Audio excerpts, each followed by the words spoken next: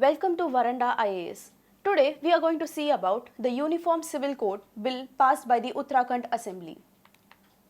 First of all, what is Uniform Civil Code?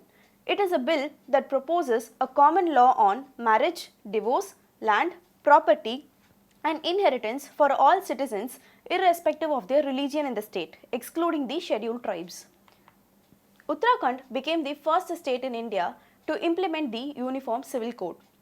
The Uniform Civil Code will govern the personal law subjects such as marriage, inheritance, divorce and adoption of these in a uniformly across the communities irrespective of their religion. Constitutional provisions. It comes under the Part 4, that is the Directive Principles of State Policy. Article 44 denotes that the state shall endeavour to secure the citizen a uniform civil code throughout the territory of India. Directive Principles of State Policy.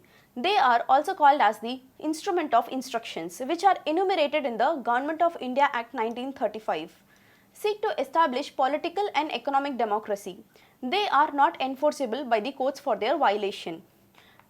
Supreme Court has stressed the importance of UCC for national integration and gender equality. Key features of the Uttarakhand proposed UCC. The following are the features. The provisions of UCC do not apply to the tribal communities. It provides procedure for registration of live-in relationships and penalty for their non-registration. It prohibits bigamy and polygamy. It provides legal recognition of children born out of wedlock, that is, the children born to the people who are unmarried. It regulates the registration of marriages, etc. Benefits of UCC. UCC promotes national integration and brings oneness to upholding constitutional values. It fosters equality by modernizing the outdated customs and practices. It empowers women to challenge the patriarchal norms and many discriminatory practices. Challenges in the implementation. India is known for its diverse culture with diversified customary practices. It makes it difficult to bring consensus on implementing the UCC.